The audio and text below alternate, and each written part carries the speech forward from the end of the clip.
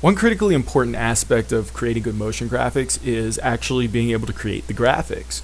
And a lot of times we use vector graphics to create motion graphics. And we use vectors a lot because they're versatile and because they're really resolution independent. So maybe a little bit later we'll get into what those terms mean and why they're important.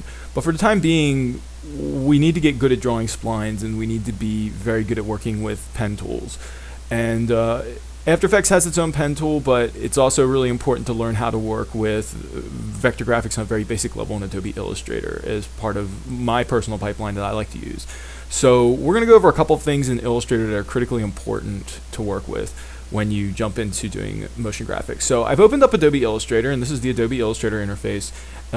If you're used to working in Photoshop, then there's a couple things here that look familiar. We have a tool panel on the left-hand side. We also have a couple other panels down here on the right that we'll talk about a little bit later that are not unlike some of the ones in Photoshop. We have a layers panel here that's similar to the layers panel in Photoshop a little bit. We also have typography tools. We'll not really cover those, but these are all different things that you can explore inside of Adobe Illustrator. So the tools that we are going to concentrate on today are very simple. We have a selection tool, which is used for selecting objects. We have something called the direct selection tool, which is used for selecting different components of objects and working with them, moving them, and transforming them. We also are going to work with primitives a little tiny bit. I'll just show you what that's about. But most of the time we're going to be working with the pen tool. And it's really important for you to get used to drawing splines and working with a pen tool.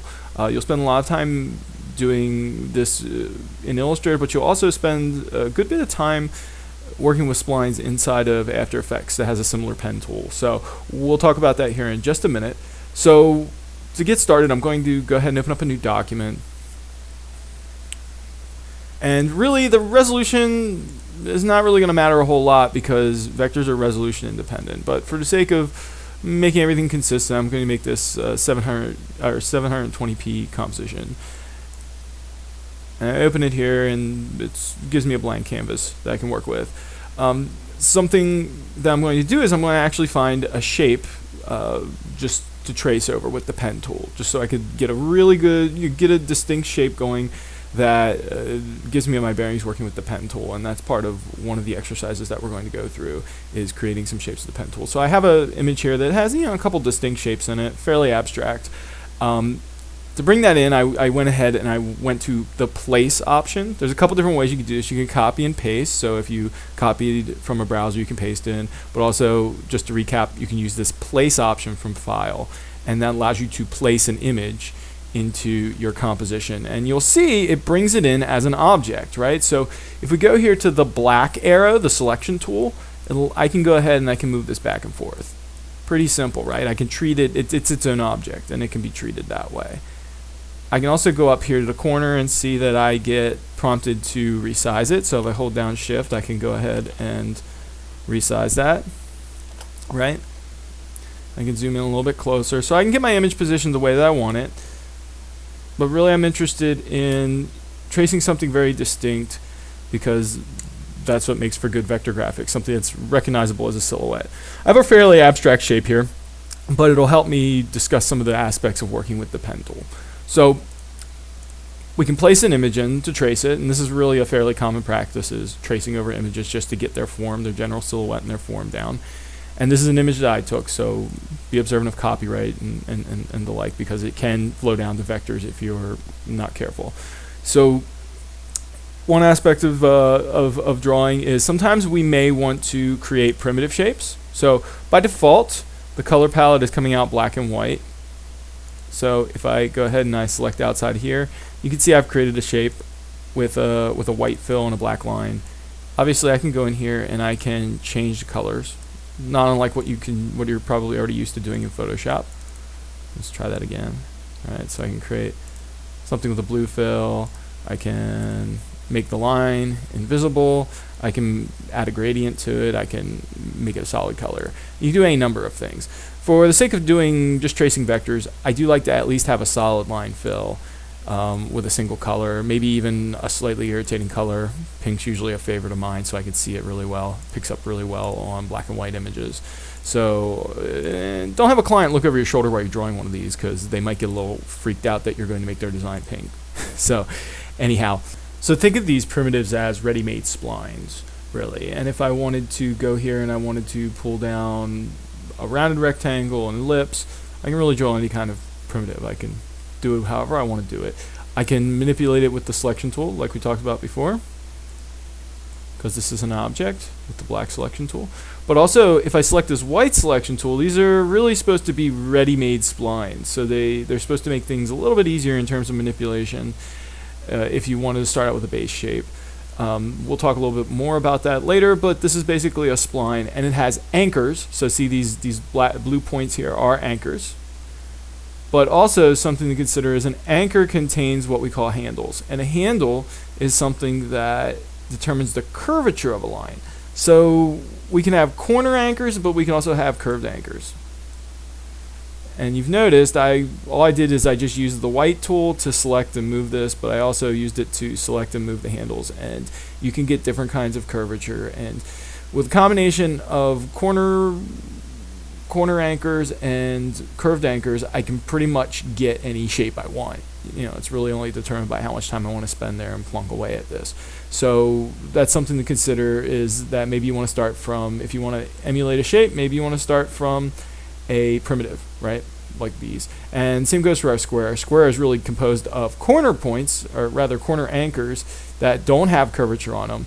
But later on I'll show you guys how you could go in and manipulate that with the pen tool to make it curved, or to add points, or to take away anchors or anything like that. So there's all different ways that we can manipulate them, and it's not very destructive way of working. So if you make a mistake, don't worry. It's something that can typically be fixed. You don't have to draw it perfect the first time.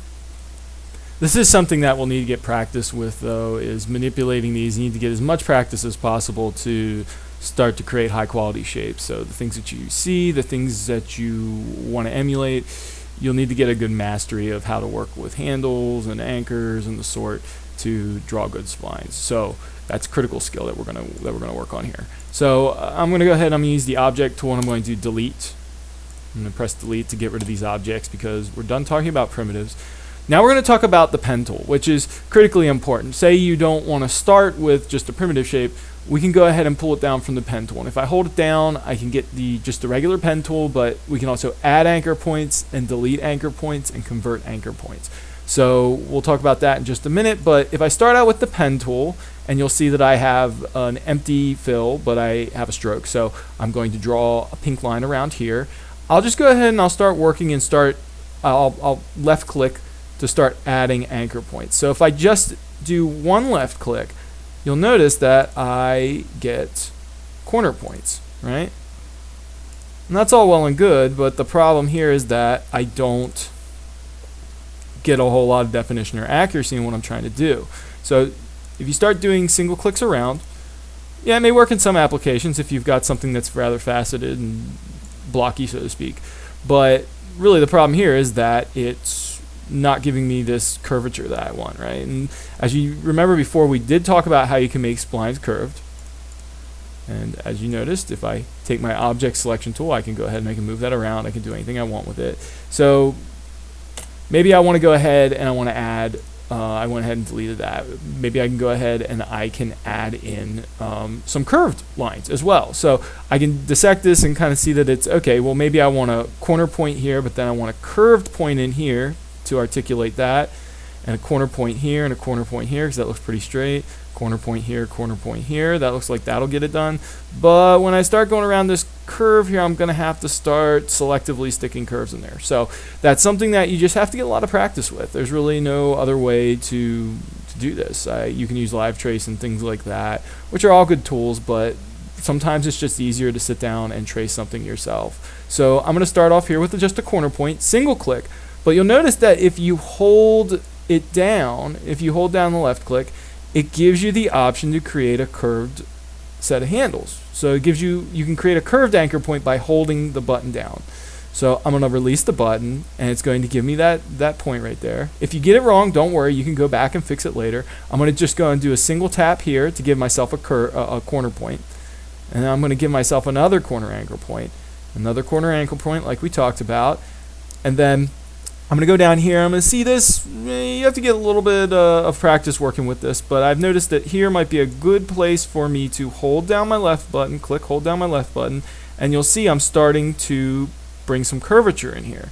Now this is the part that takes a little bit of practice, is joining these up so that they look right. So I'm going to go here and I'm going to click and pull, and it's not completely accurate, so I'm going to go back and I'm going to tweak that. But then I noticed here I might be able to get away with just doing a single click up here. Yeah, not so much, but I can go back in and change that. So don't worry. If you make a mistake, don't panic. This is just part of getting to know the process and getting working with these tools. So I'm going to go ahead and do some more corner anchor points. I'm going to finish that up. Maybe this is a little bit more like what the shape should be. And I'm going to bring that across, and then maybe I'm going to do something like this, right? And then I'm going to close this off. So you can, by clicking on that first point, you can go ahead and close the shape, which is pretty important to getting this done. So, okay, so I've created this. It's not completely perfect. And let me up the line weight so that you can see that a little better, right? Under here on my stroke panel, if you can't find it, Windows menu is a great place to find panels that are missing. So basically what I did is I had that selected with the object tool, and I went in and I changed the stroke, right? So you can give yourself a really thick stroke to make it easy to work with. I'm going to give it a stroke of, let's give it a stroke of 4, just so we can see it a little bit better. So you can see our problem is that we missed this a little bit. We missed this curve a little bit. So I can go back in here with the direct selection tool. I can select these, and I can select the handles like we talked about before.